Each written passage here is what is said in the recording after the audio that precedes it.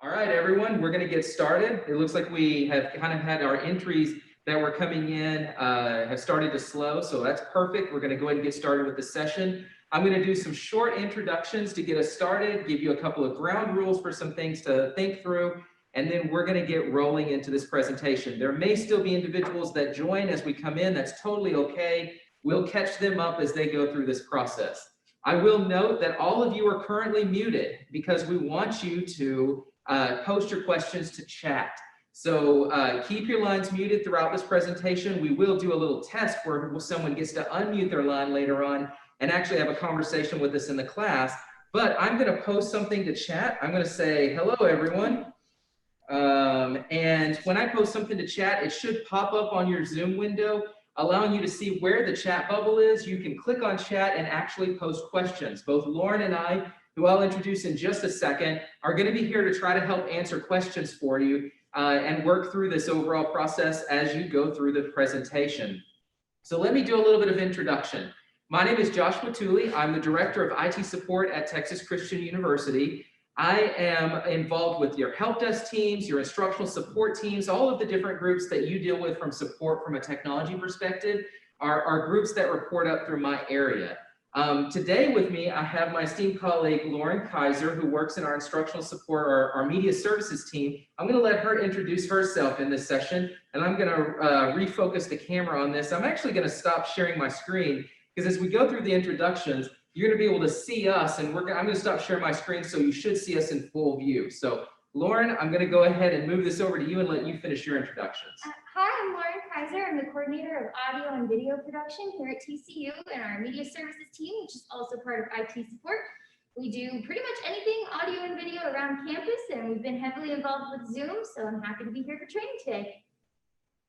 Thank you very much, Lauren. We're so here with all of your Zoom expertise. So I'm going to zoom out of this real quick, and you're going to be able to see us in the room. We're actually in Reese Jones Hall. You'll notice that we have two other individuals in here with us. Sharon, who's going to be doing some presentation later. She's actually waving back over here. And we have Art Busby in the very, very back of the room, and the camera's not capturing him. I could move it over and actually capture him in a second, but we'll talk about those in just a second. So I'm going to zoom this back in on me, and I'm going to talk just a little bit about what we're doing and set some ground rules for this presentation. One, we've already talked a little bit about chat and how to post questions. Two, we talked about the fact that we are in one of the classrooms in Reese Jones Hall right now doing a live presentation to you, just like you'd be able to do to your students in this space. This is going to be about an hour and a half. We've almost been sticking to just a few minutes over an hour and a half every time. So sorry if we do go just a little bit over, but we are trying to answer everyone's questions. There's been tons of excitement, and we will have over 50% of the faculty will have actually attended these sessions after this one is done today. We will be posting recordings of those sessions to send out to the faculty. That's probably going to go out in the next day or two. So you can come back and refer to whatever we are actually posting in these sessions to get yourself started.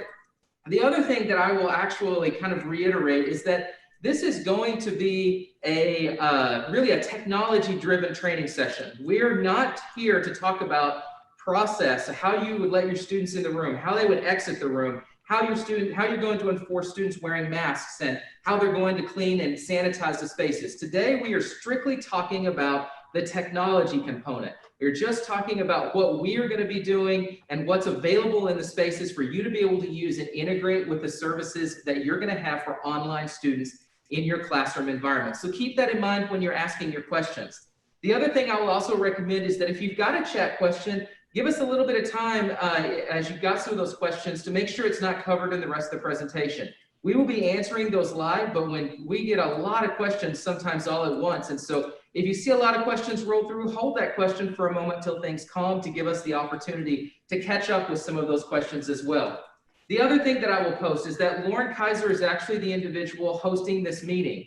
Do not send messages directly to her via chat. Please post everything to the main room. When you do that, everyone can see your questions as well as the answers for us in these questions. We'll be more than happy to answer private questions after the sessions are done, but just keep in mind that we want to be able to post that to where everyone is able to see it. Okay, so let's get into the presentation itself. I'm going to go ahead and start sharing my screen. And I'm gonna go back to kind of talking about what our agenda is for today. So today, we're gonna cover 2 parts of our presentation.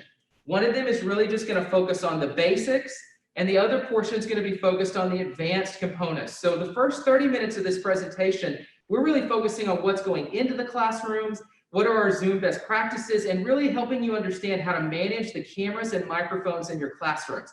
The super easy stuff that you should be able to do very easily without much training or change to your regular process.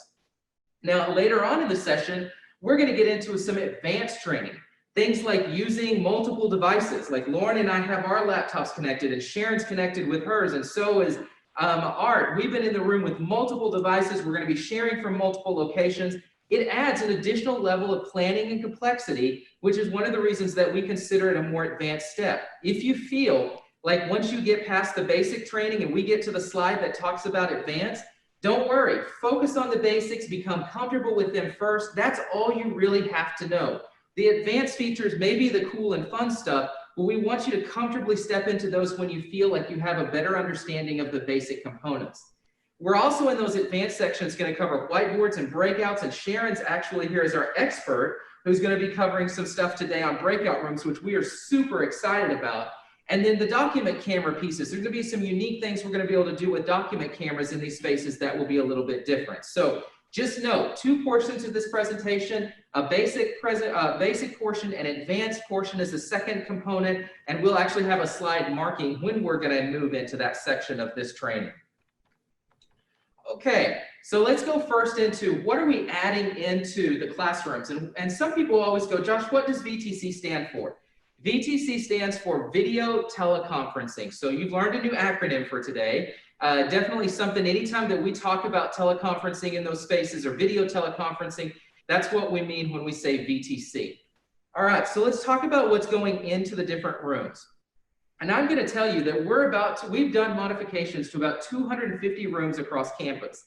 That doesn't cover the entire campus, but it covers a big portion of the classrooms that are out there. And I will tell you, this equipment was extremely hard to procure. Everyone in the world wants to get their hands on video cameras and mics. These businesses it's just been extremely hard to get them in. We still have stuff that we are receiving to this day, and we're only a week away from school. So we are down to the wire on receiving equipment and getting it installed in your spaces. I will tell you, I've said in earlier presentations that we were hoping to try to have everything done in all the classrooms by the end of the day on August the 7th.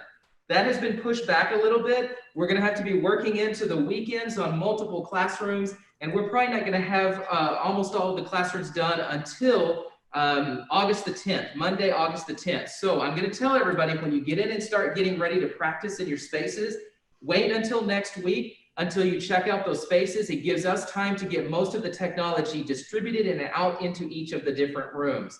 An important concept to start thinking about, especially since we're a week away from school, it's always a good idea to visit those spaces, do some practicing, make sure that you're comfortable with the technology. So out of those 250 rooms, we actually have 4 different types, and basically we've categorized them in 4 different ways. Each one of those rooms has a standard set of technology that we're placing in them based on their function and type. Now, keep in mind that 250 rooms across campus, each one of them are configured differently, the lighting's different, the uses are different, the size and the seating are different. But by the way that we set these up with the standard equipment, it should cover those rooms in that best particular fashion. So let me cover those types of rooms. One, we have classroom spaces that have AV in them already. That's what we're standing in right now. In Reese Jones Hall, we already had projectors, we already had projection equipment, we already had DVD players and document cameras and a Crestron control panel and computer. All that stuff was already installed in this space. So we've added specialized equipment to create this VTC experience. We also have classrooms that had no audiovisual equipment in them. We are going to put a different package in them. You have to imagine all the work that we have to do on the summers when we put wiring in to put in all this AV stuff. We had to come up with some solution to try to solve a problem for those spaces as well in order to be able to put AV into those areas. We also had lab spaces. These are areas where it wouldn't actually make sense to put a fixed camera because the rooms are very specific about where you have to move around, what you have to show. There's all these little nooks and crannies, I think, that are important to the online virtual experience that you're going to need to represent to those students. So we're going to have a very mobile situation that's put in these lab spaces. And then last but not least, we have some non-traditional spaces that faculty will be teaching in. These are rooms that were never being used as classroom spaces before. Some of them had AV, some of them did not. Well, we're going to be putting a standard technology package in those spaces. So out of these 250 rooms that we're adding or updating equipment to, there's also an additional 30 or 40 rooms that already had VTC equipment in them already installed. If there was already camera and mic equipment in a space, we did not touch that space or change it. So the expectations of what you did in those spaces is exactly the same. And we'll talk a little bit about those later on as well.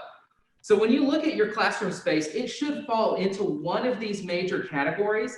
And when I go over what goes into each space, you'll get a better understanding of the equipment in those areas. All right, so let's just jump straight into it. So traditional classrooms with audio visual in them. You're gonna get a back-facing camera, a front-facing camera, and 2 mics in the room. So and I get questions all the time from individuals going, Josh, why did you put 2 different cameras in the room? Completely different from each other. Well, in this particular case, some of it really gets down to that procurement capability. We could not get enough cameras in of what we wanted in order to be able to duplicate that experience in every classroom. So we had to go to another vendor and try another product.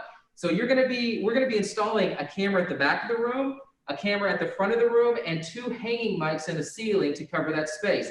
This is the technology that both Lauren and Sharon and Art and I are using in this room right now to present this presentation. That's exactly what we've done in this particular space, paired in with the traditional audio-visual equipment that's already here. The next section is really kind of covering classrooms that had no AV in them. And what we're going to be doing is putting in this really cool new line TV, which is an all-in-one TV with touchscreen interface, a microphone array, 2 front-facing cameras, and a built-in computer, all on wheels, all in one unit. So we can wheel it into a space that didn't traditionally have AV in it. All we need is power in those areas in order to make that work. So those are really going to be some cool pieces of technology. I will demo that later in the advanced section to give you an idea. We're only putting those in about 20 or 30 rooms across campus. So you're not going to see them in many spaces, but definitely something to be aware of if you go into one of these rooms. Okay, so let's talk about lab spaces with or without AV in them.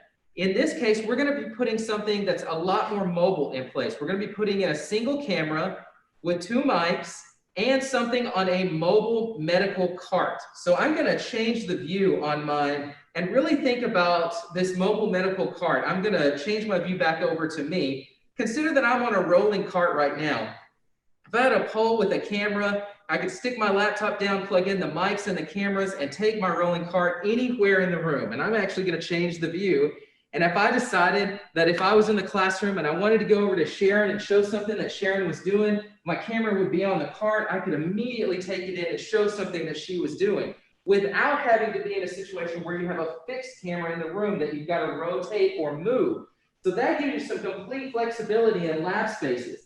Now, all the concepts of how to control the cameras and manage the cameras are all going to be exactly the same. So we're not going to bring one of those into the room to show you how they work. Just imagine it's basically a laptop with a mobile camera on wheels. It's very much similar to this lectern that I have right here, but much more enhanced. So really just kind of giving you an idea of what we're doing in those spaces that's a little bit different. So I'm going to go back, share my screen again. So you should see my screen. And then for the non-traditional spaces, we're going to be putting in those new line TVs that I talked about, those all-in-one units that are very cool. You'll really love those when we get the opportunity to show you more about them. Okay, one thing that I forgot when we started our transition or our introductions earlier, I really forgot to talk about how you need to be looking at this presentation. So right now, when I'm showing you this presentation, this shared screen is really probably taking up your entire screen. And you see all of us, the rest of us, in little bitty cameras for the rest of the room. I'm going to stop sharing my screen and ask you one thing. If you don't see me as the individual that's at the front of the room teaching right now, you're probably in gallery view.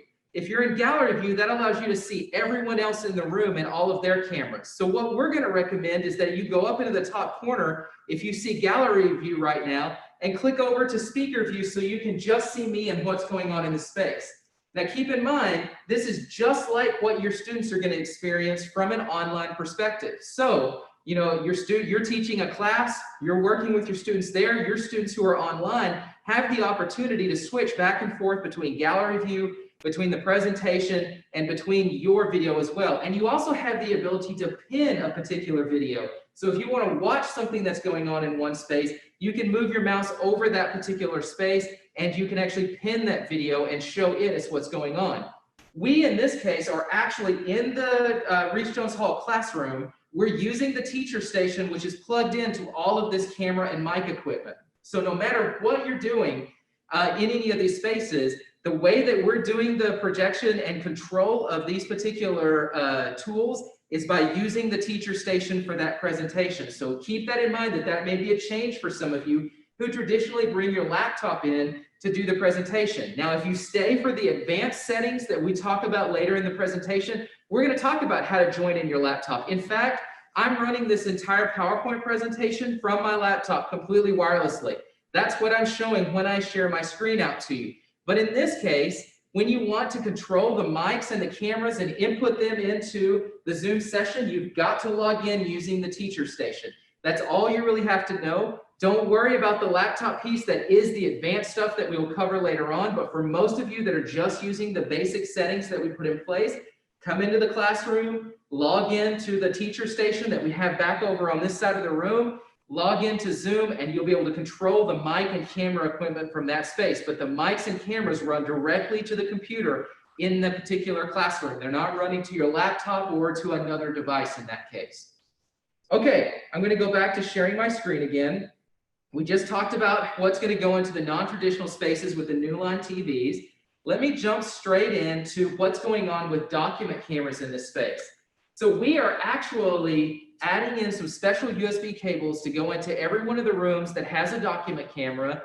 Those are areas, and these are document cameras that are on carts, not the document cameras that are in the ceiling. I actually had a conversation where I answered that question wrong earlier today about saying that the document cameras would be included in this, and they're not. It's only the document cameras that are on carts or that are separate from the actual AV system.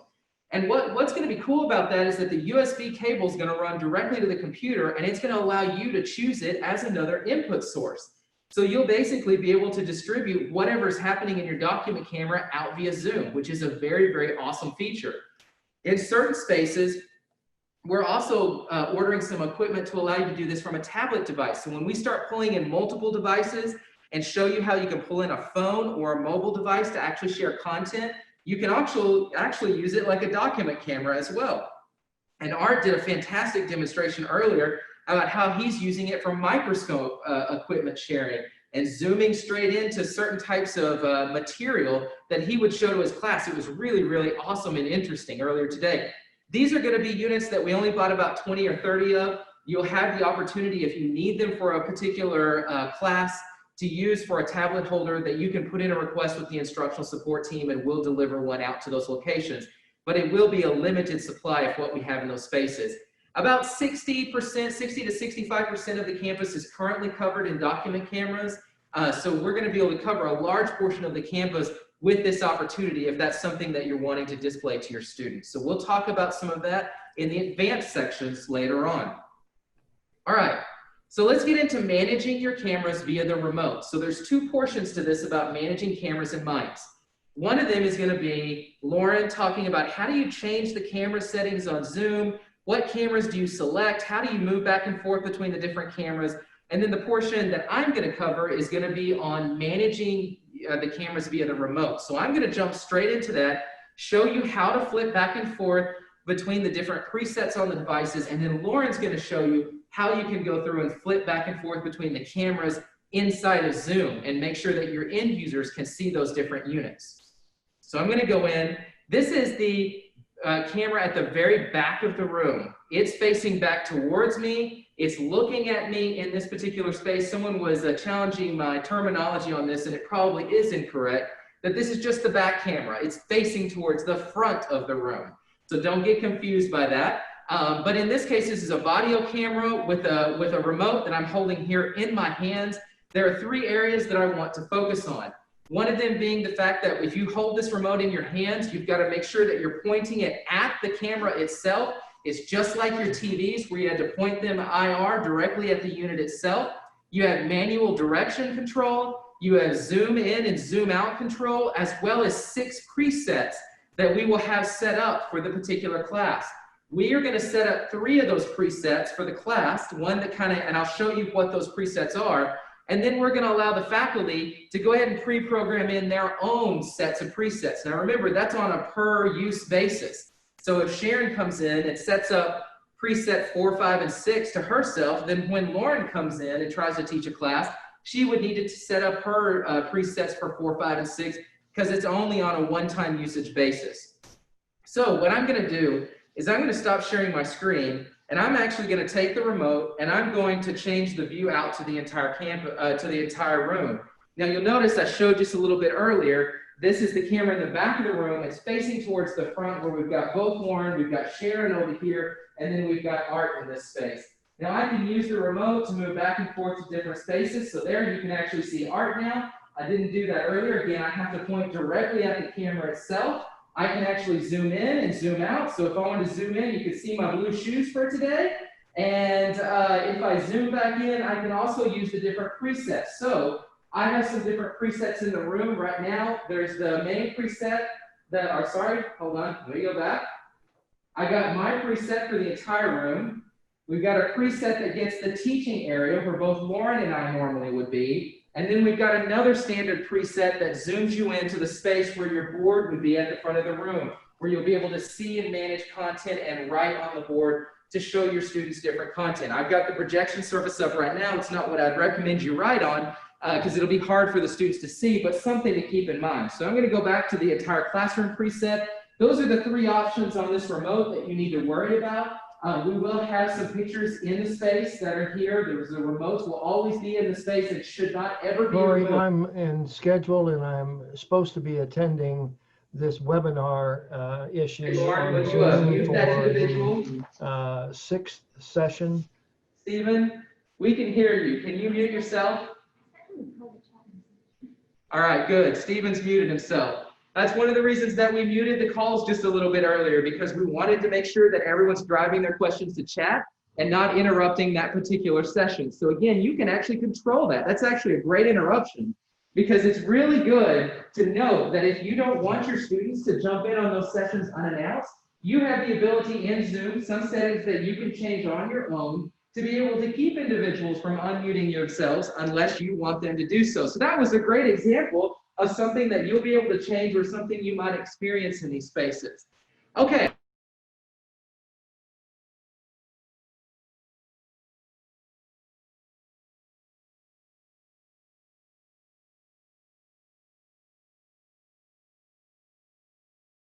Wireless mouse and keyboard for this presentation. So I don't have it, but if I wanted to do that control myself, I could have done that. So now we changed the camera. I'm still sharing my screen, and this is the camera at the front of the room that's facing towards the back. So again, don't let the terminology get you. This is the front camera facing towards the back. It is a very simple remote, manual directional control, and a home preset, and some basic zoom settings as well. So I'm going to come back. I'm going to stop sharing my screen. You can see me. That's the front camera. I've got a home preset that gets as much of the classroom. We both see Art, and we both see Sharon over here. Lauren's at the front of the room. We have a couple of other presets. One that's going to take you back to the back of the room that we've got in this space.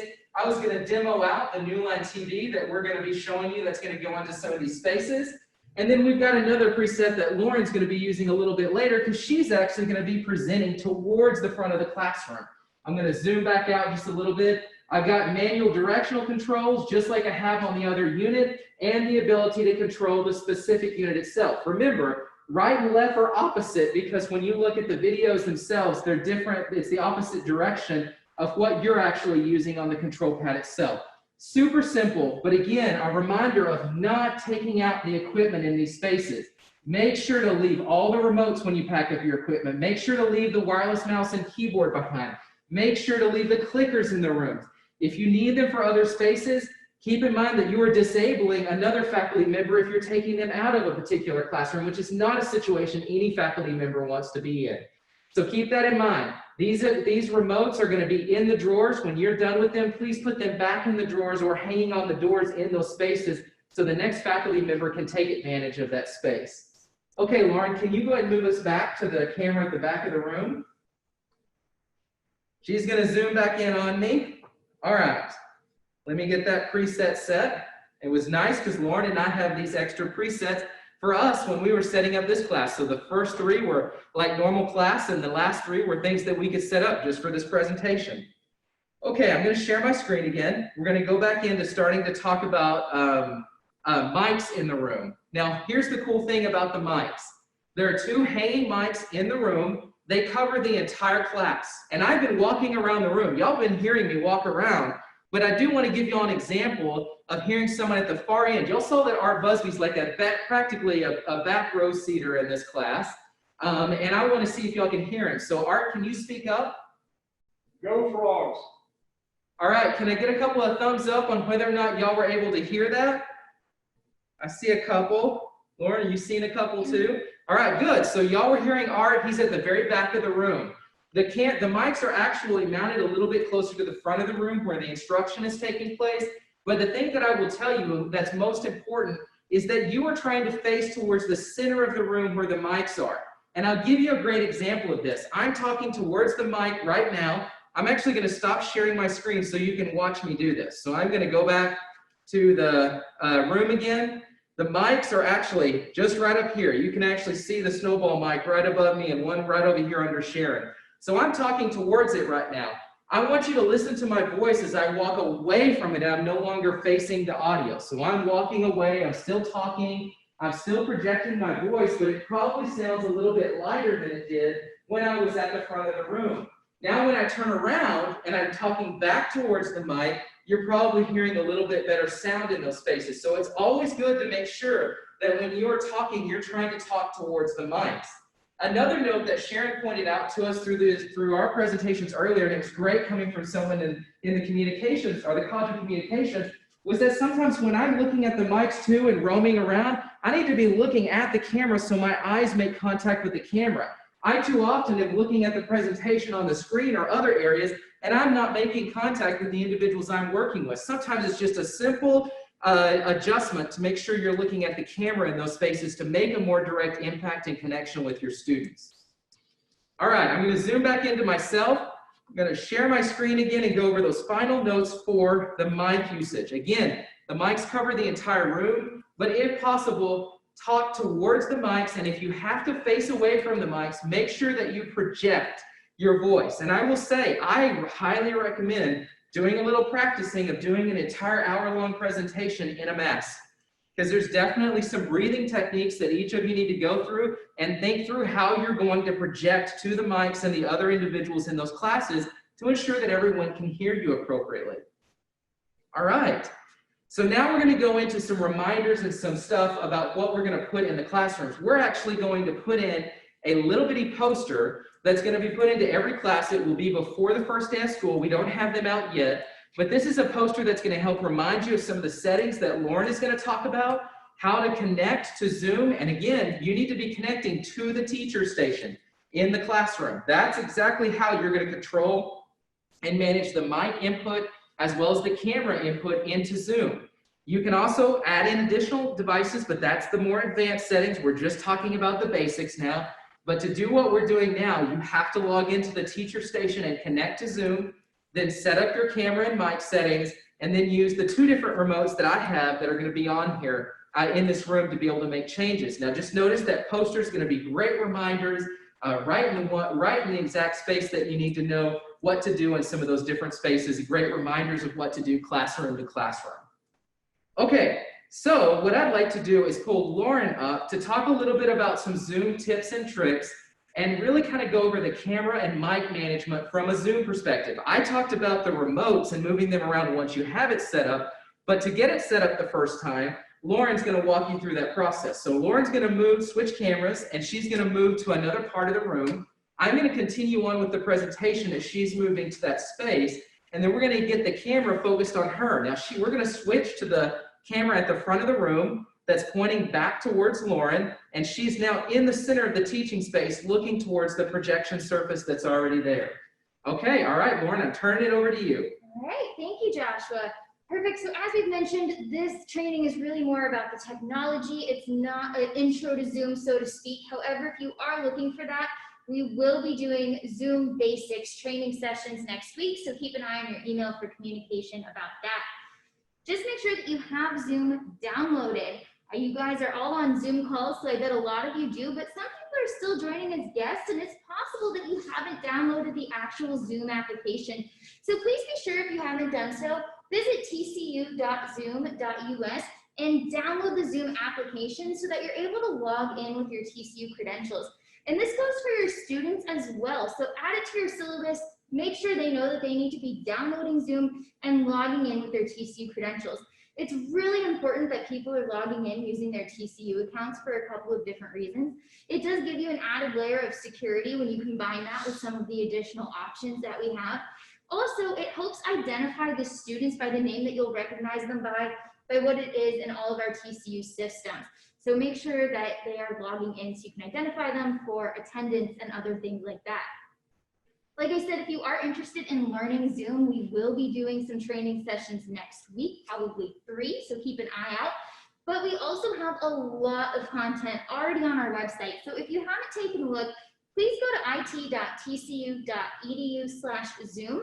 We have some webinars that we did way back in March. You can watch those. And then there are also a lot of helpful tips and tricks and links to a lot of great resources there. So definitely check that out if you haven't done so already.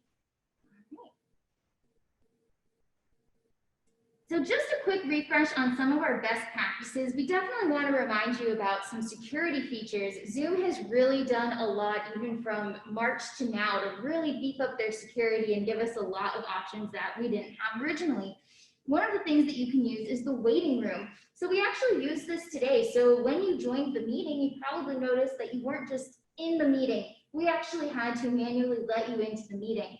And that's a really great security feature because as the instructor or the host of the meeting, you can actually see who's trying to join and make sure that it is only the people that you have invited. You can also add a password to your Zoom meetings if you want to.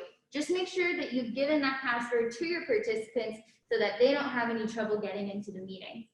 There's also a security feature when you set up your meetings that says only authenticated users can join.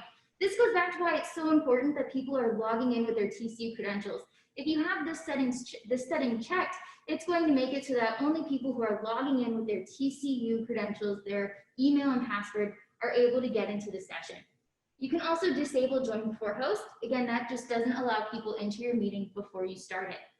You may have heard of Zoom bombing. Again, that just goes back to the idea of people who aren't supposed to be in your meeting getting into your meeting. So you can prevent that by using some of those security features we just talked about. If you are interested in reading more about that, we do have a link on this screen here, and you can read more about that. In terms of other best practices, make sure you're scheduling your Zoom meetings in advance. You are responsible for scheduling your Zoom meetings, so make sure that you have those ready to go, that you're not trying to set them up on the fly when you get into class. Your students need to have that information ahead of time so that they can join the call when it's time to have class. Another good option is to mute your participants on entry. We did that today. So again, especially on a large call, when you have a lot of people, you don't want to be rushing around trying to figure out where that background noise is coming from. It's a lot easier if you just mute everyone as they join, and then participants are able to unmute themselves, and you as the host can unmute your participants as well if there's time for them to ask questions or have a discussion. And again, you can also set up your meeting to record if you want to. You can either do that to have it record immediately when you start your meeting. You can set it up so that the meeting, when you actually go to create it, you are checking a box to record that meeting so that when you start it, it's just automatically recorded. The other option you have is once the meeting has started, you have controls at the bottom of your screen and you can hit record. You'll have an option for record locally or to record to the cloud. Keep in mind, if you are recording to the cloud, they are not saved permanently. They're only saved for about 90 days. So you want to make sure that you're downloading those as soon as they're available. You also probably don't want to record your meetings to the teacher station because you want to make sure that you have access to those. So you might want to use a secondary device. And again, just remember to tell your students to log into TCU, to the Zoom app using their TCU credentials. On the first day, or maybe even just before the first day, there is a very short but important checklist of a few things that you're going to need to do in your classroom. Now, again, I say in your classroom because these changes are specific to your location. So right now, I'm in Reese Jones 214. So I've done these settings that you're seeing now, but if I moved into a different room, I would have to set this up again. So I just want to go through with you what these settings are and then how to change them. So a couple of things you're going to need to do. You're going to want to turn off mirroring. This is because if you are doing anything with handwriting, it's going to look backwards to you if you don't have your mirroring turned off. You also want to turn off HD video. The videos aren't being transmitted in HD, so there's no reason to have that turned on, and it can cause a little bit of a delay or a lag. So go ahead and turn that off. The audio settings are also important, and again, this is for the classrooms. So you need to make sure the speaker is set to crestron. That makes it so that when your participants do speak, that sound is coming out over the speakers in the classroom. And then of course you also have your microphone settings, and you need to be sure you're selecting our camera mics. I'm going to show you how to do that in just a second. All right, so let's go in a little bit of a demo. I'm going to go ahead and share my screen with you. And the first thing we're going to look at is those settings that I just mentioned. So let me get my screen shared. And while Lauren's setting this up, I will tell you, as she shares her screen, because she's sharing what you're looking at too, it's gonna look a lot like your Zoom session did before, but if you'll notice, she's moving her mouse around and picking up and opening up different windows. So pay attention to where she moves her mouse and what she's doing. And we have turned on the option to allow Zoom to present our Zoom controls out in this presentation. So most of the time, the students will never see this stuff, but we turn that on so you can see it as part of our training today. Absolutely. So the first thing we're going to look at is those settings, just so you can see a different window. So I'm going to open up this window here. Hopefully this looks familiar to you. If it doesn't, that probably means you need to go download that application from tcu.zoom.us. So in your Zoom application, there is a gray gear icon here for your settings. Now we're not going to go through all of these, just the ones that we mentioned, but if you haven't looked through this before, definitely a good idea to get familiar with it. So in our video tab right here, those first two that we talked about, enable HD and mirror my video, go ahead and uncheck those. Again, you need to do this on the teacher station in the classroom that you're in, just on the first day. After you do it once, you don't need to do it again, but you will need to do it for each room that you teach in. And then under audio, these are also very important. Under speaker, you want to make sure that it's set to Crestron. And under microphone, make sure it's set to echo canceling speakerphone.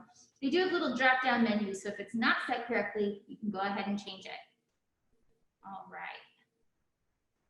Perfect. So I am still sharing my screen. I want to show you guys how you can actually switch back and forth between the cameras and also make sure that you have the right microphone selected. So we're going to come down here to this bottom left corner where you can see my cursor.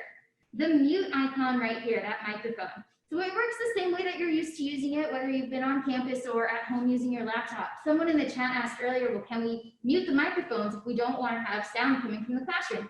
Absolutely. You can just click on the microphone and that will mute the microphones in the classroom. To switch or to make sure that you have the right one selected, you're going to click that arrow right next to the microphone and you're going to go to echo canceling speakerphone. And that's the one that you want to make sure you have selected. All right, we'll close that one. The cameras work the exact same way. So if you didn't want to have the cameras on, you wanted to turn that off, you can just click on the video camera and they go off. Turn that back on. All right, the little arrow does the same thing. So the camera that's in the front of the room, right now it shows up as Logi Rally camera. So it's our Logitech camera. They will be renaming these. So eventually it will say front camera. So when you have that selected, we see the camera at the front of the room. And down here, this one that says conference shot AV. This is going to switch it to the camera that is in the back of the room. So I'm going to click on that and you're going to see Joshua again. Voila. I'm going to go ahead and switch them back again just by clicking this arrow and then switching the cameras back. So now we're back on me. It's that easy. Josh is going to show you how to use the document camera later, but just know that it's also here in your controls, and it's this one that's called Wolf Vision. Okay, so those are some of your settings you need to know, a quick Zoom refresh, and also how you can switch your cameras and make sure you have the right microphone selected. I will stop sharing my screen for now, and I will turn it back over to Joshua. Awesome. Thank you so much, Lauren. I only have one chat that just came in as you transitioned it back over to me. I'm going to share my screen and continue on in the presentation. Thank you for doing that live demo for us. Again, these are settings that you need to make a change to as you go into each one of the classes, and at least do it the first time so it has that effect for the rest of the semester. We will post these 3 changes that we're suggesting that you make on the posters in the room, so it's a quick way for you to reference something in the room that you can make those changes to. Again, those posters will not be out until the beginning of the school semester, but if you're exploring the room, know that they're going to be here soon, and just in case you forget to do that before school starts. All right, so let's get into some of the more advanced options. So what's cool is that we've had the opportunity to bring in some different faculty to help us with each of these trainings and add a different flair to every presentation.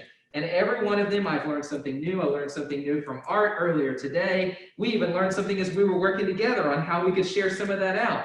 Sharon's actually sat in today or earlier this week, and she told me she spent time learning breakout rooms, which she's going to cover, by spending time at her house with her kids in different rooms, which I thought was cool. And it really goes to show how much time and effort faculty are putting into the presentations that they're doing by practicing and learning in advance.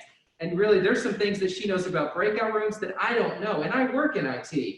And so I was so proud to be able to bring Sharon in today to talk about the breakout room section. We've had other professors that have come in and talked about multiple devices and other things, and I think that's what's so cool about this. I will tell you, moving into the advanced options section, as we move into that section, there's some challenges to doing this because it requires practice, it requires some pre-planning, and it requires an understanding of what you're doing in the space. So I will warn you, for those of you who are going to continue to stay in this presentation, the basic stuff is all the stuff you really have to know, which is what we just covered. Getting into the advanced section requires that pre-planning and training. We encourage you to stay involved, but if the stuff that we just showed you was too much, and you're very worried about doing that, focus on the basic stuff. That's all you really have to know as you go into the classroom. You use the teacher station, use the cameras and the mics. It's a very easy process.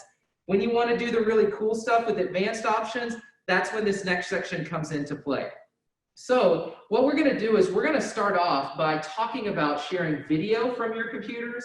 We're going to talk about breakout rooms, and we're going to talk about whiteboards. So what I'm going to do first is I'm going to transition this back over to Lauren, who's going to come in and talk just a little bit about sharing video from her computer, sharing video and audio. It's really a cool feature if you're wanting to show videos or other pieces in class.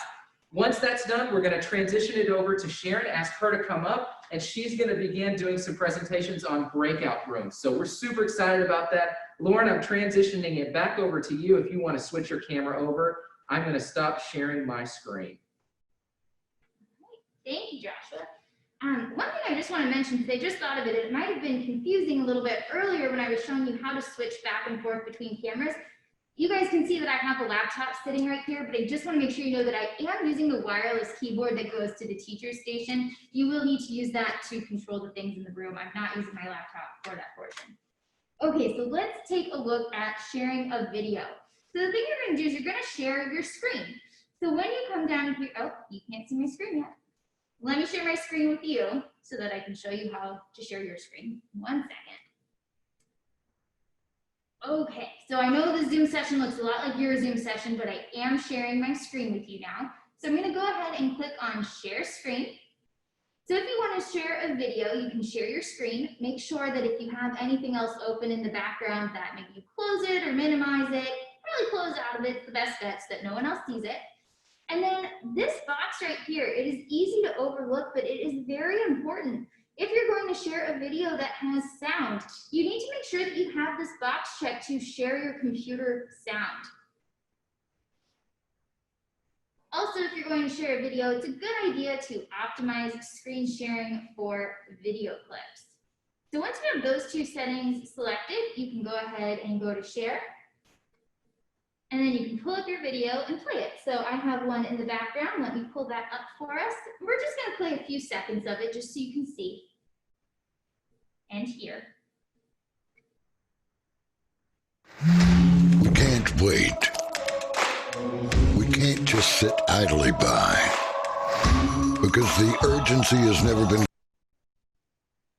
All right, so just a couple seconds of that video so you get a feel for it. I'm going to stop sharing my screen, but there are a couple other things I want to tell you in regard to sharing your video. So the sound, I hope, was really good for you guys. If you can give me a thumbs up or a nod if you were able to hear the sound from the video, that would be great. Perfect. So the microphones in here work really well, but you have to realize they're going to pick up the sound that's playing from the video. So if you're trying to talk while your video is playing, your participants probably won't be able to hear you speaking over the sound of the video. So wait for it to play and then talk after, or maybe pause it. One other quick note about sound. If you do have other devices in the room that are connected to your Zoom meeting, you need to make sure that they are muted. Mute them on Zoom and mute the device itself. You don't want to get any terrible feedback. So just make sure that you're muting your devices other than your microphones that are in the classroom if you're going to be using secondary devices on Zoom.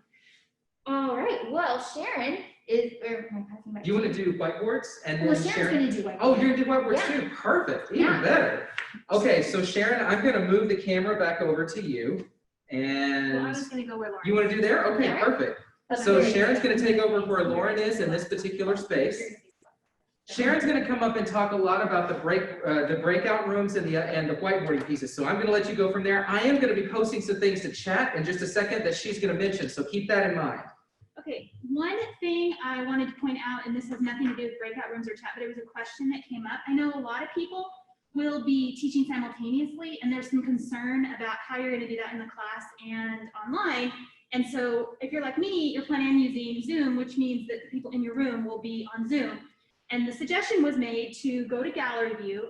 So let me share my screen here so you can see what I'm doing, just like Lauren, because I'm on the same computer that Lauren had. So, you know, make sure you understand that you're going to be seeing similar to what you already see, but this is my screen that I'm sharing here. She suggested that you go to gallery view. Well, one thing, if you notice, that gallery view gives us a lot of people. Now, I don't know about your classes, but as of right now, I only have 2 students that are online and the rest are in the classroom. So I'm going to do this to show you how this works, but I'm going to do it backwards. And so what I'm going to ask is that everybody who is not in this room, so if you're not in this room, turn your camera off. And I'm going to show you something really cool that you can do to isolate only the students that are joining you via Zoom. So everybody turn your camera off if you're not in this room, because that'll give us less people. Okay, now watch. If I can pick any name that I want to pick. I'm just going to pick this one here. I'm going to pick the 3 dots. And what I can do is I can go over here and I can say, hide non-video participants. As soon as I hit that, what I'm now limited to are the students that have their cameras on.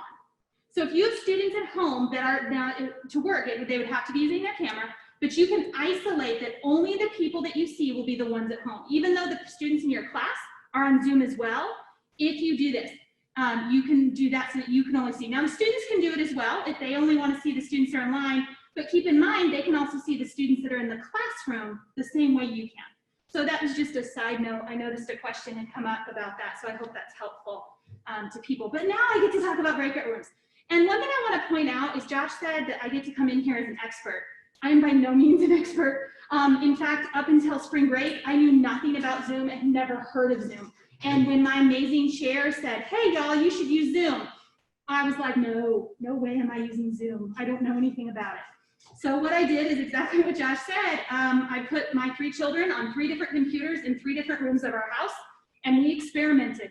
We tried breakout rooms, we tried different things, and then we upped the ante a little bit, and we called their cousins in Massachusetts via Zoom, and we added them into a breakout room. My son had a piano recital, and then their son had a piano recital. It was great. But we did all of that so that I could know what I'm doing. So everything I'm going to show you today are things that I'm learning as I go. Don't think that you have to go into this as already being an expert. Every day, even just today, I've learned new things. Okay, use those things, expand your knowledge, and understand that that's going to give you the most power. So what we're going to do today is something I actually just learned about yesterday. It's called I think it's called Jambox. Now I can't remember the name of it. Does it say on the Jamboard? Jamboard, yeah. It's associated with Google. And right now, Josh is going to put these in the chat window. So what you want to do is open your chat window if you don't have it open already, and you will see a link that says room 1, room 2, and room 3. What's going to happen once you see those links, don't click on anything yet. What I'm going to do is I'm going to send you to a breakout room. Now, Lauren and Josh and Art are each going to be in one of the rooms with you. And then you're going to visit with them in the room. And then I'm going to pop in the room and show you some other really cool stuff about breakout rooms from the room. 2 things that you're going to see as we demonstrate this. Well, multiple things. You're going to see the Jamboard and how the Jamboard works to allow everybody to coordinate and type. So you want to go to the Jamboard associated with your breakout room number. It'll tell you when it invites you to the room what the number is, but it'll also show, if you look here on the top, right here, it'll show you what room it is as well. Okay, so when you go into the room, click the Jamboard link. That will be associated with that. The other thing that we've never done before, so we're not 100% how everything's going to work perfectly well, is all 3 of these people are going to be in the room communicating with each of their individual groups. So this will be an actual demonstration of what it'll be like in your classroom when you're breaking students into Zoom room groups, breakout rooms, because a lot of people are like, well, I'm not going to because I'm going to be teaching on campus. You've got students that are going to be joining you online, okay? They deserve to be a part of the groups as well, which means that you're going to need to use the technology that you're using in the Zoom for everybody so that everybody can be on the same footing, okay? So you're going to hear sound, maybe a little muffled. We'll be able to talk about it afterwards, how that works.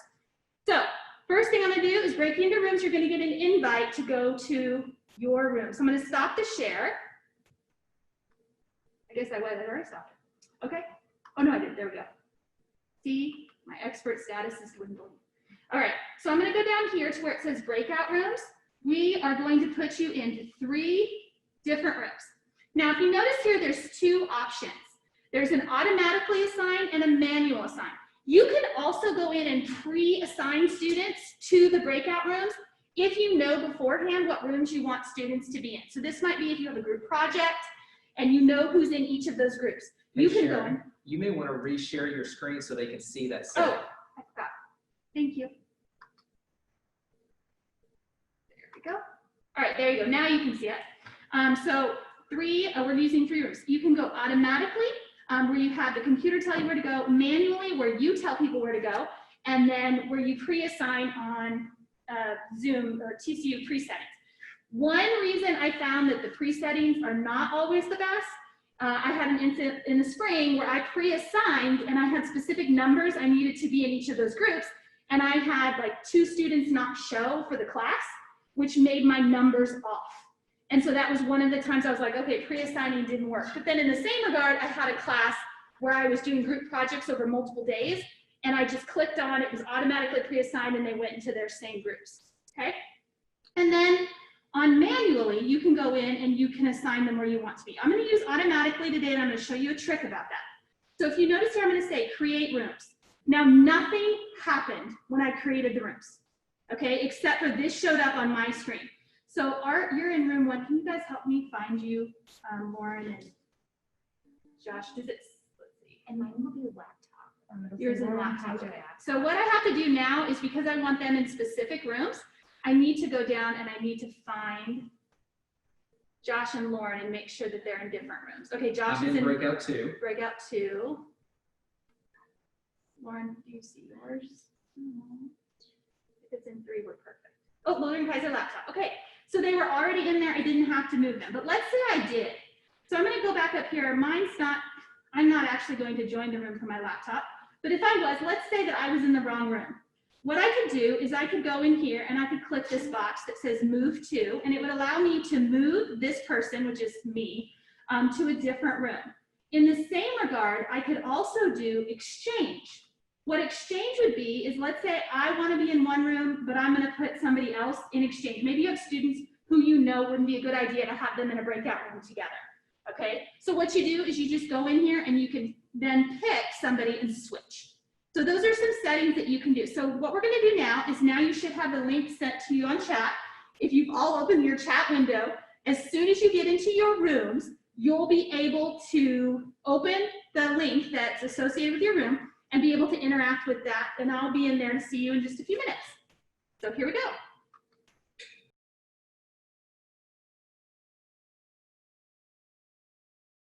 Yeah, so remember, so one thing that we found out, I kind of told the people that I had, is that we learned that if I used the main room computer rather than my individual laptop, we had a lot of feedback because of all of the computers that were going on. But once I went on my laptop as my group commitment to be able to bounce in the rooms, then it wasn't a problem.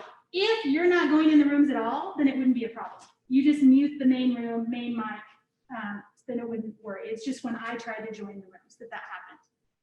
Okay, so I heard there was some like, oh, we'll ask when you get back to the main room. So what were some of the questions that people had? So one of the questions that we had was very much along the lines of using the pre-assignments and what that process is, because Catherine had a little trouble making those work.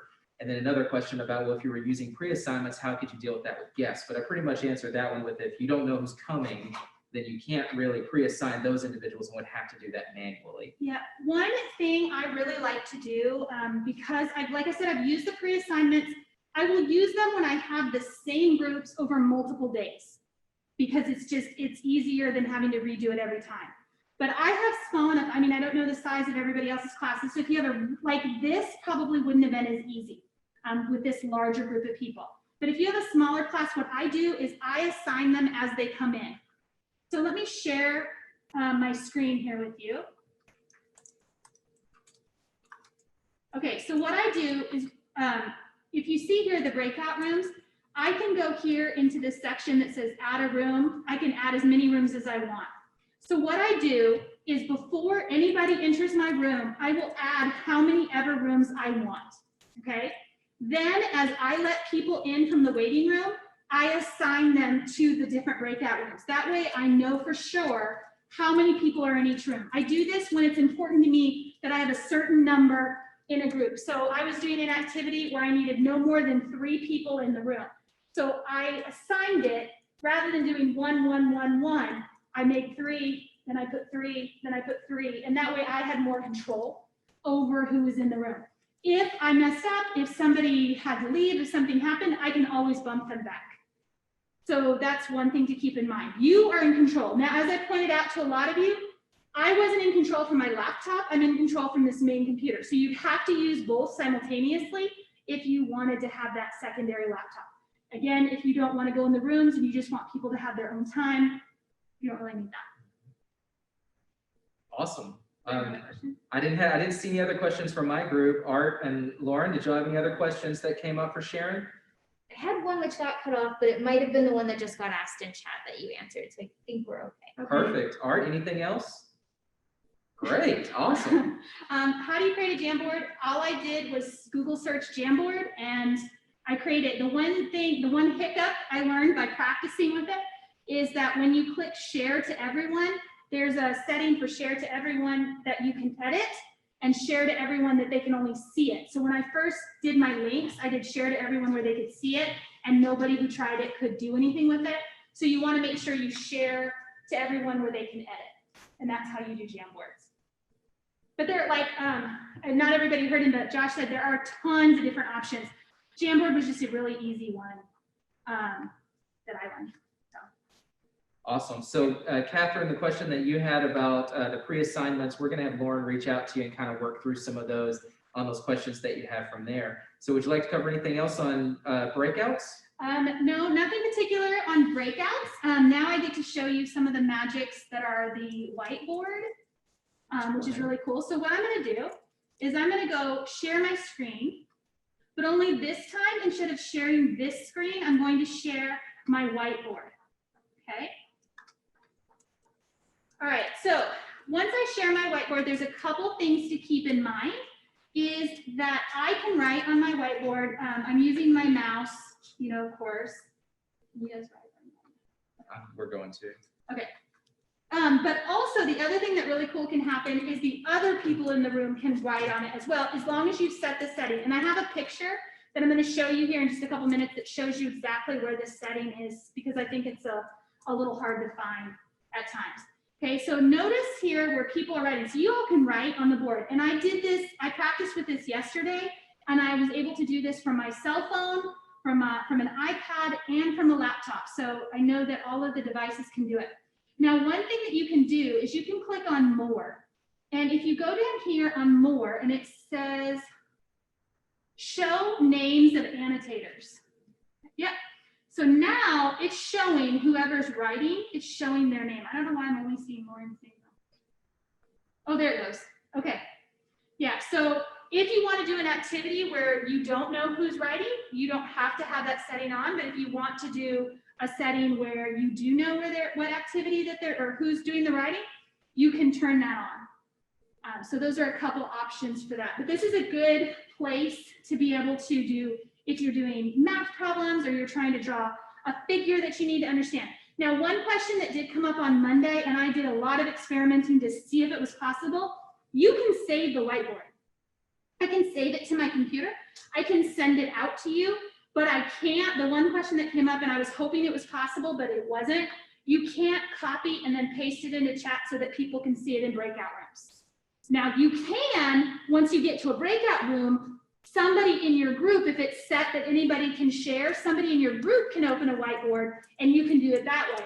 But you can also do Jamboard or one of those other devices as well if you want to do share in the breakout rooms. But you can't, unfortunately, translate what's on this board to your breakout room.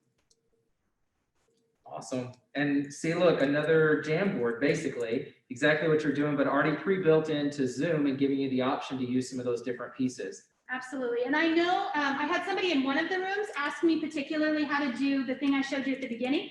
So if it's okay with everybody, I'm just going to wait until after the presentation is over, and then I'll show you all at the end for those people who wanted me to demonstrate how to make people invisible again. So I'll do that at the end.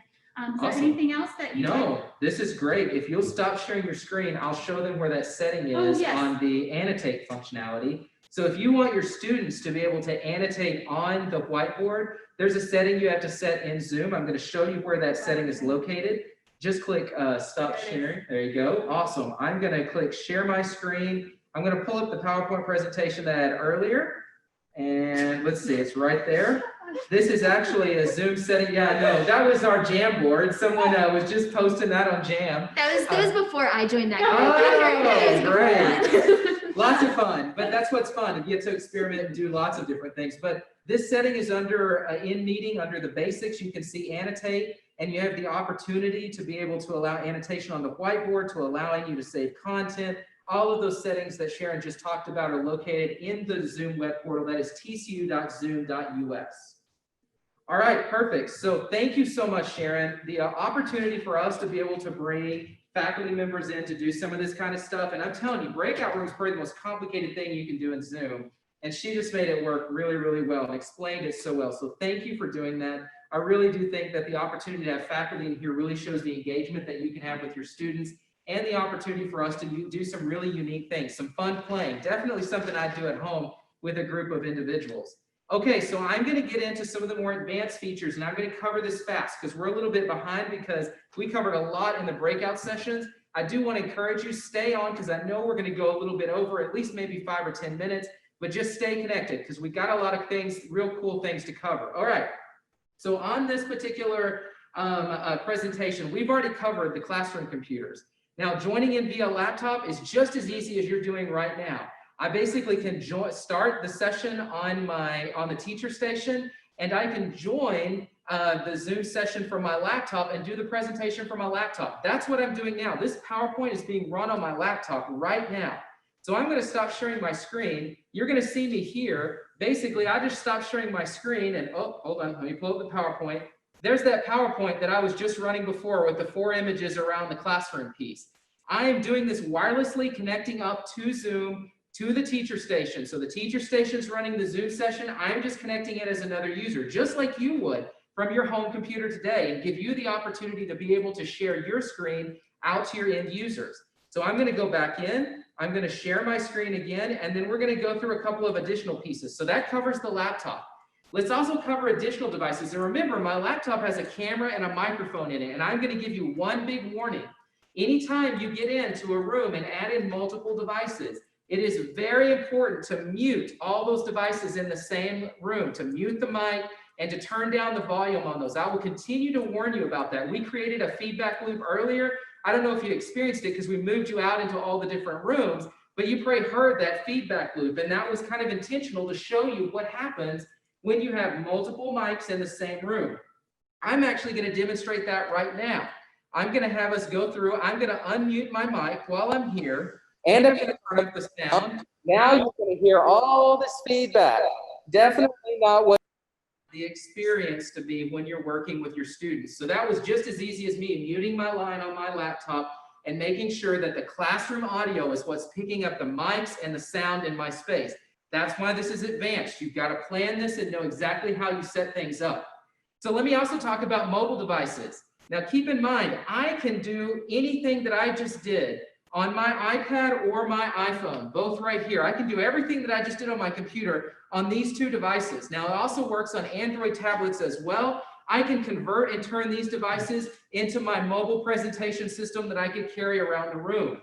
Now what's cool about this is that I'm actually going to go in, I'm going to share my screen from my iPad. I can click share content. It pops up, I can share my screen. And when I share my screen, I'm actually going to kick it off and start this process. I'm going to start the broadcast. When I do that, this is going to take over the screen that you're seeing right now. And boom, now I'm on my iPad. So my iPad, I need to flip it around so you can see it. I've got the different apps that I've got on here. I've got tons of different things I can get into. One of the cool things that I can do is that I can pull up my camera.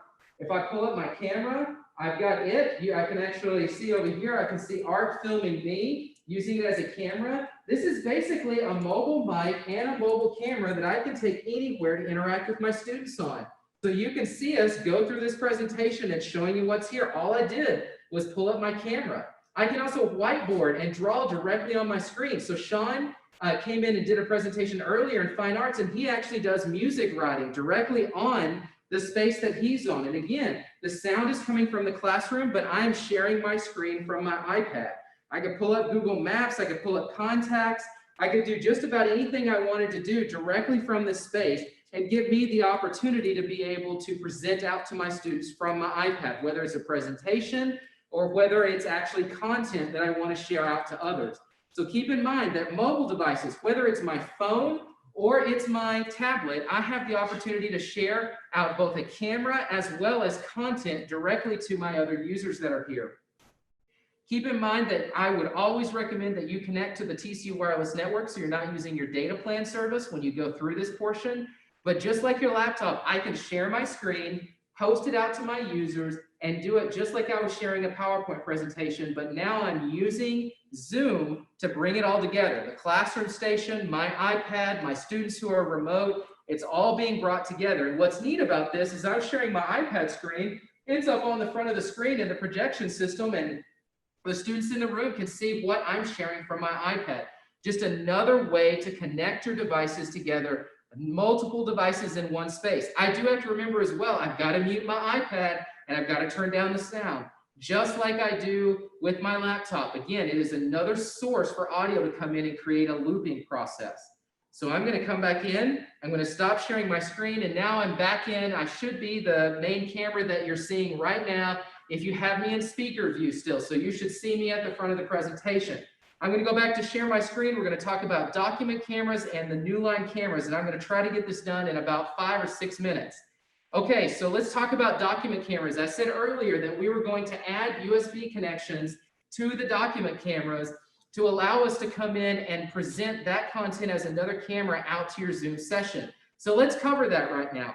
I'm going to stop sharing my screen so you see me. I'm going to move the audio, the video, or the back camera over to where the teacher station is, where you see the document camera. So I'm going to walk over to the document camera. Lauren still has the keyboard because I haven't stolen it from her yet. So Lauren, would you be as kind to just go in, and just so you know, we've got this all connected up via USB that goes directly to the computer. Just like you normally input directly into the AV system, you're doing it via USB into the computer and it sees it as a camera. So Lauren, will you be kind enough to switch us over to the Wolf Vision camera? This does only work on PCs right now. It does not work on Macs, but it's only in the teacher station that you're connected into. So I just have this document camera that's right here. I wrote some text so you can see what the size looked like and what I could see in those spaces, but definitely very easy to present material out to individuals. I can put the remote in here. I can zoom in really close. Let's see if I can see any fingerprints on these buttons. I mean, I can zoom in so close to be able to see the content that's here and provide specimens to individuals, to provide information. Art was showing us a leaf earlier, and we zoomed right into something so close. I would never even be able to see that with my blind eye. I mean, with my eyes in the room. And so this is really a good opportunity to provide physical content to individuals that you want to present via Zoom, or textual content that you write. Now, do not write directly on the surface on these. Always add either a piece of paper or a transparency, so you're not writing on the surfaces of these units. What's cool is that this is just another camera. So if I flip the camera around, you'll notice I can see Lauren, I can see the back of the room, I can see Sharon, and I can also see Art back behind Lauren. So there's Art, there's where the station where I was over here. All I did was just flip the camera on the document camera upside down.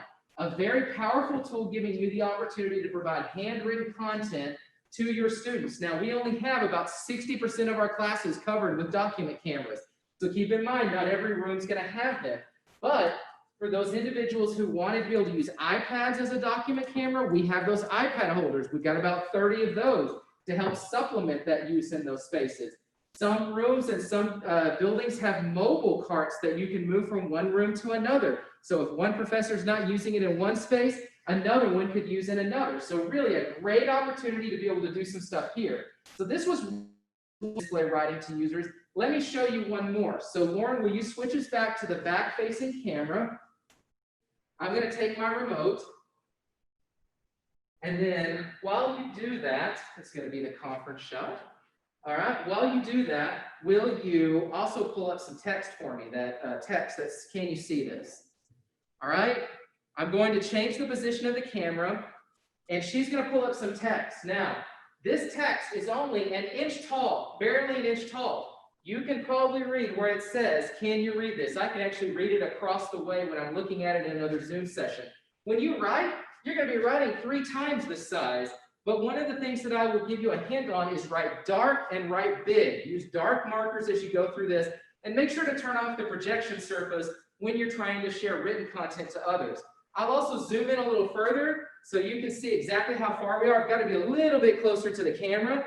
I can get in a little bit closer. You can see how clear I can read. Can you read this? Again, this text is only an inch tall. It is not very large, and you have the opportunity to display that out as written text. The farther I zoom in, the less space I have available to me on the board, but it does give you the opportunity to understand what you can share to your students.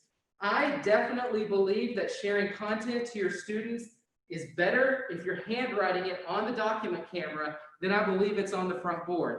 But you need to make sure that if you are doing handwriting, that you're looking at the Zoom session and making sure that they can read the content that you're providing in those spaces. Okay, so Lauren, will you flip back over to the Wolf Vision camera again? Again, just to give y'all an idea of the differences between what you see on the board and what you can see in the document camera that's there. And Lauren's going to switch that over, and you're just going to be able to see what that content looks like. It's as simple as switching to another camera. She's done that. Again, I'll take that away. You just see white.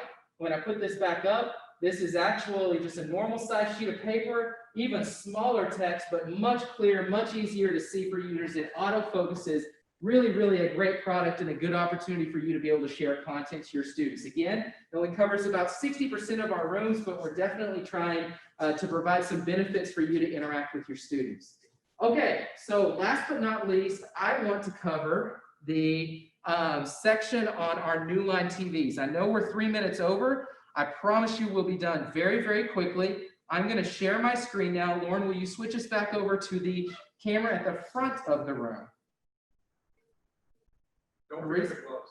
Oh, yes, that's a good one. Oh, what did I do with the gloves? They may be packed. All right, that's good. Never mind. I'll make sure that we cover that one in just a second. I may look in my bag. So one of the things I also want to cover is the new line TV. So we're at the front of the room. We've got the camera that's facing straight down. I'm in the middle of trying to find a set of gloves. I don't have them. I think I accidentally threw them away. Bad decision on my part. But I want to cover the new line TVs. So this is going to be a quick coverage of what we're doing in this space. And let me stop sharing my screen, and I'm going to walk over to the back of the room. So again, I've got a preset that I set for this room. You can see me when I get back to the back TV, what's going on. I'm going to minimize this because we've got our Zoom session up. This is the new line TV that's going in about 20 to 30 rooms across campus. So it's not going to be in every room, but it's definitely a really cool piece of technology. This is a TV, a touchscreen TV that's got built-in windows. It's got two cameras, one at the top and the bottom. You've got the ability to actually adjust using the remote in the back. The height of the unit actually goes way up to where I can't touch parts of the top part of the TV, so I can adjust those via the remote.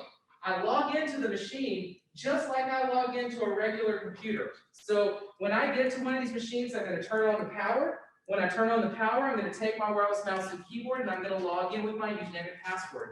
I'll have access to all the same software and all the same things that I have access to at a regular teaching station. Now, the cool thing about this is, say for instance, you want to be able to plug in a flash drive or another computer into one of these. You have the opportunity to come in and pull open the bottom panel, and you have an HDMI as well as 3 USB cables that allow you to plug in flash drives directly to the unit, as well as access your shares and other pieces. What's really cool about these is that they're mobile, they're very compact, and it gives you the opportunity to do some really unique stuff. So I can use the keyboard as well as the mouse. I'm going to come back in. I'm going to double tap on Chrome. I'm actually going to move the keyboard and mouse up to the top, and I'm going to type in www.tcu.edu. So I did that from the keyboard.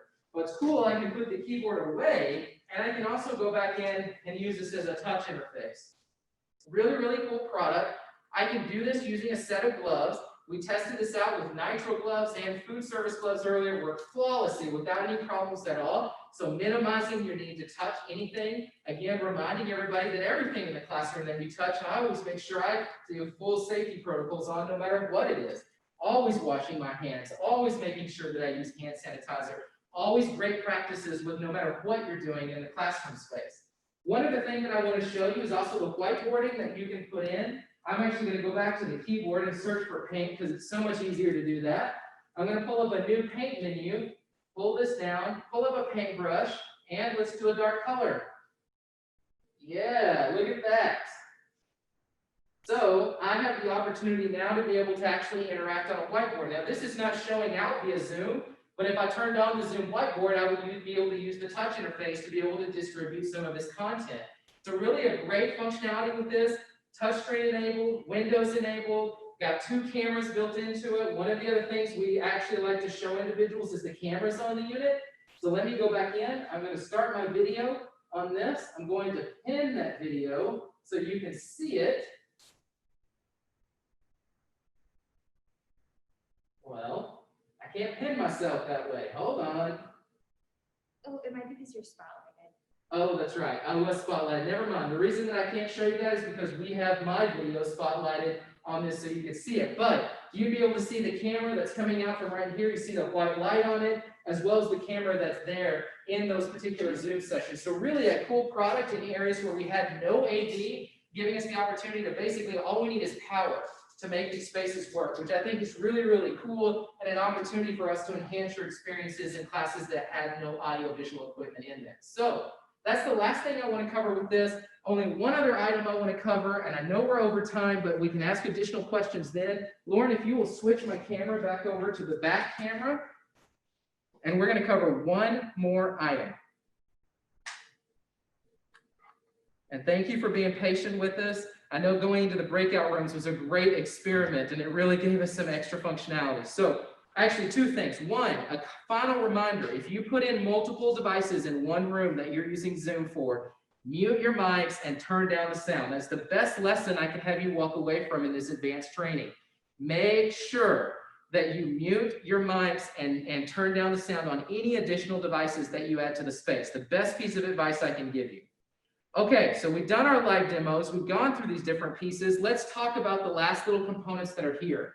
In every classroom that we support, you'll see one of these purple stickers that has the phone number on what you can do to give us a call. That's at extension 7121. Call instructional support at that phone number anytime you have any questions. You can also reach out to CIS via the web portal. and you can go to our cis.tcu.edu. You can request training online. You can request equipment. You can also report problems in the classrooms. We want you to be in your classrooms early. We want you to make sure that next week when you're going to visit them, if you have problems, to report those. Let us know as you work through that process, and we will do our best to try to help you in any way possible. So again, this is your support contact. Again, reminding you that the rooms are not going to be finished until early next week. And we're going to try to get as much equipment and signage out as we can. So much of this was down to the wire because we're just barely receiving this equipment. So thank you all for attending today. Lauren, do you want to clear out the chat and help us answer any other questions that we had? Well, we've answered it in chat, but in case people weren't watching chat, I think it's worth repeating. Who should people be contacting if they want to get into their room to look at it? And do they need to schedule a time? And who do they contact about getting into their room? So getting into your room is all about working with the department that owns that space. If you're needing access to those spaces, work with your department and they'll point you in the right directions for access and getting into those spaces. We are telling you that right now you can get into Reese-Jones Hall, come in the east entrance, not any other entrance, the east entrance, slide in with your ID card. You can come up to the second floor and even see what we're doing in this space right now. Those classrooms are already up. You can get in and play with them. It's going to be similar technology in the other spaces across campus that we're adding this extra equipment to. So just keep that in mind, that you can come up to Reese-Jones Hall and do that now to start preparing yourself. But talk to your departments and your chairs and your deans about getting access to spaces in your buildings and getting access to those classrooms. They're the ones that are going to help lead you towards making sure that access is in place and working with the ID card center to get you access to the appropriate locations. So right now you can get into Reese-Jones Hall as the starting point. I definitely recommend it. I've seen a lot of faculty up here trying to do some of that, even some of the ones in our rooms today that have been playing with it. So really, really excited about that. Lauren, any other questions? Where will we be posting this training? All right, we will be sending an email out with this training, so don't worry. It's going to be a day or two for us to get all of this all compiled together and sent out, but we will be sending this training out. We will be trying to give you an update about where you can get, when your rooms will be available. We're going to be providing some Crestron training, some training on the new line TVs. We're going to try to have all of that paired together in an email that's going to go out and point you to the right direction on where all of that stuff is located. So be watching for that. It'll probably come out between now and Saturday. And when that message goes out, you should have access to everything that we're presenting here and that we have available out to you. Another question. Go ahead. You need to be able to hear. We were going to have somebody to the. Oh, yes. One last thing. One little trial. If y'all want to stay on and try this. We've got fewer participants now, but does anybody want to actually unmute their mic and have a conversation with us in the room? Maybe I can pick on somebody. Do what? Lori's here. Lori. Hey, Lori. Lori Stowe, are you there? Can you actually talk to us off your mic? I think so. Yay, we can hear you just fine, Lori. The other users can hear you as well. So y'all can see by unmuting a particular individual, it gives you the opportunity to have a complete interaction with them, with the individuals that are here. So keep talking a little bit, Lori, just so we can make sure that we can hear you okay. Tell us something cool you did this summer in 5 seconds. Oh, okay. Played with my dogs. I really enjoy my dogs. Have Dobermans. They're puppies. It was really cool bonding with them. Nice. Well, thank you so much, Lori. We absolutely appreciate you testing that with us. So that was the last item we wanted to cover. Any other final questions before we turn it off? All right. Thank you so much, everyone. If you do have questions, we'll be getting that email out with as much detail as we possibly can, and the instructional support team will be here to support you in any way we can. Good luck at the beginning of the semester, and we will see you later.